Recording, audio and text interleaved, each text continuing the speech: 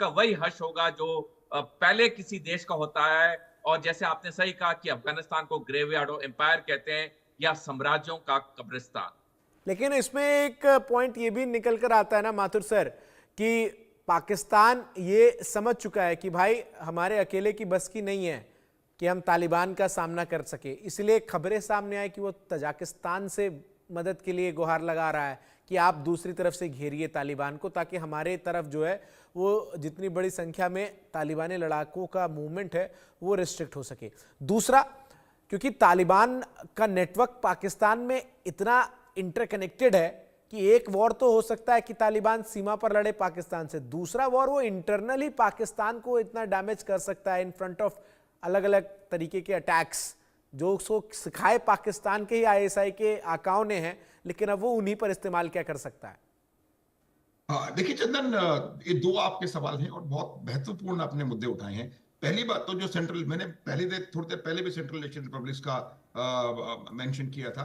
अब क्या है कि जो एक छोटा सा बॉर्डर है पाकिस्तान, अफगानिस्तान का और चीन का, और एक 142 किलोमीटर का बॉर्डर अफगानिस्तान का और भारत का मैं इसलिए कहता हूं कि वो on ground as of today शायद पीओके का हो, लेकिन वो पीओके भारत है, इसलिए वो, तो वो जो एक उसको रेजर्स एज कहा जाता है, तो पाकिस्तान की कहीं ना कहीं आंखें उस रेजर्स एज पे लगी हुई हैं ताकि उस इलाके को जाके वो कब्जाए।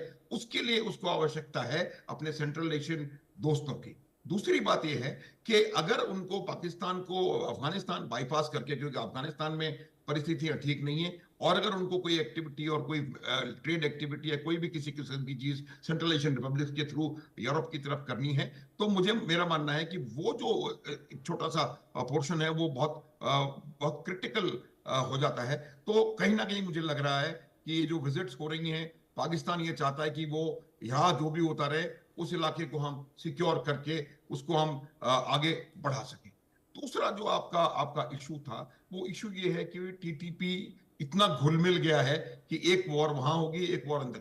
वो घुलमिल नहीं किया है, पूरी की पूरी एक पाकिस्तान की जनरेशन टीटीपी के अंदर है। ये लोग टीटीपी के जो आज की तारीख में बच्चे यंग फाइटर्स हैं टीटीपी के, वो यंग फाइटर्स पैदा पाकिस्तान में हुए हैं, पले बड़े पाकिस्तान में हैं, उनकी शिक्षा पाकिस्तान में हुई है, पाकिस्तान की मदरसों में हुई है, उनकी इस्लाम की शिक्षा पाकिस्तान में हुई है, और वो एक पूरी की पूरी जनरेशन है जो कि आज की तारीख में टीटीपी में है। तो उनको कुछ बताने की जरूरत नहीं है, और वो न केवल टीटीपी में है, वो लोग इन्फिल्ट्रेट कर चुके हैं पाकिस्तान के एडमिनिस्ट्रेशन में, पाकिस्तान के कहीं ना कहीं आर्म्ड फोर्सेस में और पुलिस फोर्सेस में। मैंने थोड़ी देर पहले भी कहा था।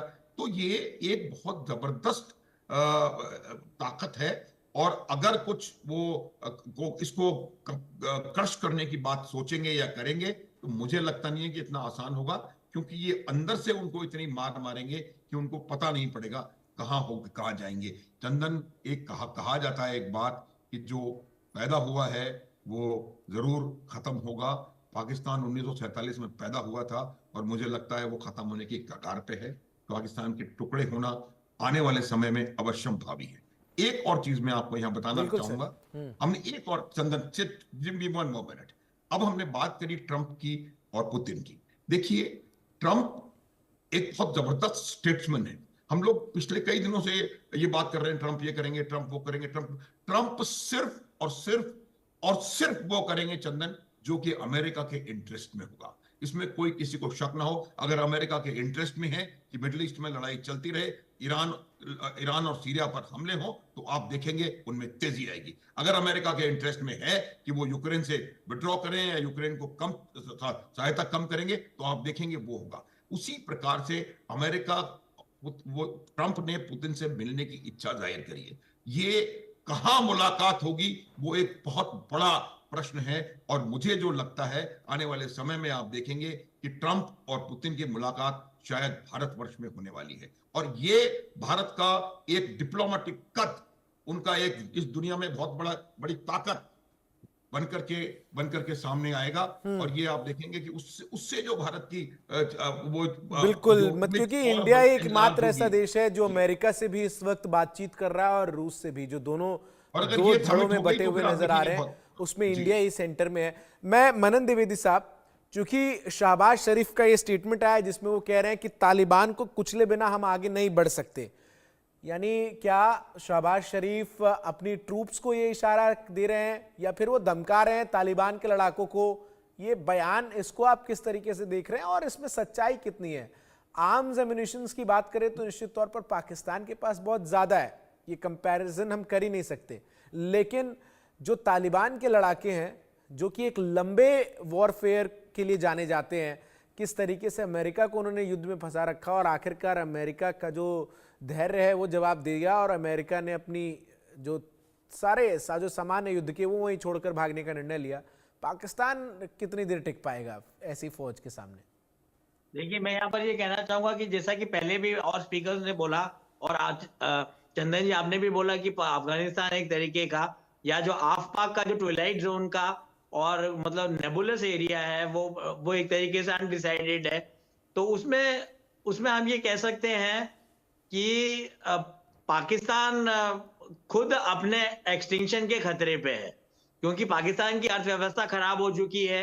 इमरान खान से लोगों को बड़ी होप थी और हम लोग 1992 में वर्ल्ड कप देखते थे तो भारत ने पाकिस्तान को शिकस्त दी थी पर्थ के ग्राउंड पर। और भारत से हारने के बाद भी इमरान खान के नेतृत्व में वो लोग विश्व कप जीते थे 1992 में। तो मैं यहाँ पर ये कहूंगा कि जैसा कि आप मुझे पूछ रहे हैं, यहाँ पर गुरिल्ला वॉरफेयर एक ऐसी श्रेणी है, एक ऐसी कैटेगरी ऑफ वॉरफेयर है जिसके आगे अमेरिका जैसे कंट्रीज अफगानिस्तान में, वियतनाम में और कई क्षेत्रों में लैटिन अमेरिका के कुछ छोटे मोटे एरियाज में शिकस्त खा चुका है अमेरिका भी। तो मुझे लगता है कि पाकिस्तान के लिए बड़ी मुश्किल स्थिति सामने आ रही है। और जैसा कि आपने ये बात बोली, मैं यहाँ पे कहूंगा कि जो यहाँ पर फिर इतिहास के पन्ने में पलटूंगा कि जैसे टीटीपी पैदा हुआ पहले 2007 में बैतुल्लाह मसूद उन्होंने इसको ओरिजिनेट किया और वो जब मारे गए और जब खत्म हुए और तो उसके बाद 2012-13 में मुल्ला फजलुल्लाह आए, उनसे पहले हाकिमुल्लाह महसूद आए। तो एक तरीके से हम ये कहेंगे कि एक एनार्किक और ट्विलाइट जोन टाइप का रीजन ये रहा। पर यहाँ पर मैं सबसे बड़ी बात यह है कि पाकिस्तान ने ही आतंकवाद को, कट्टरवाद को और रेडिकलाइजेशन को आगे बढ़ाया है पूरे क्षेत्र में। एक तरीके से पाकिस्तान पूरे तरीके से जिम्मेदार है पीओके की स्थिति के लिए और आफ पाक की स्थिति के लिए और उनकी खुद की बड़ी ही मुश्किल और जटिल अर्थव्यवस्था की स्थिति के लिए। तो क्योंकि वहां पर मदरसा का जो कल्चर है, ठीक है, एक बड़ी खबर आ रही है मनन सर, मैं आपको माफी के साथ रोक रहा हूं। बड़ी खबर दर्शकों को बता दूं, जहां सीरिया में सर्जिकल स्ट्राइक का वीडियो सामने आया है। इजरायली सेना ने वीडियो जारी कर ईरान की मिसाइल फैक्ट्री को तबाह किया है। सीरिया में 4 महीने पहले सर्जिकल स्ट्राइक हुई थी, जहां सीरिया में घुसकर सर्जिकल स्ट्राइक की गई थी। इजराइल के 120 कमांडो ने इस ऑपरेशन को अंजाम दिया था। तो ये बड़ी खबर आपको बता रहा हूं जो सामने आ रही है, जहां इजरायली वायुसेना ने सीरिया में 4 महीने पहले की सर्जिकल स्ट्राइक का वीडियो जारी कर दिया है। इजरायली वायुसेना के 120 एलीट कमांडो की एक स्पेशल यूनिट ने 8 सितंबर 2024 को सीरिया में 200 किलोमीटर घुसकर ये कार्रवाई की है और ईरान की मिसाइल फैक्ट्री को तबाह किया था।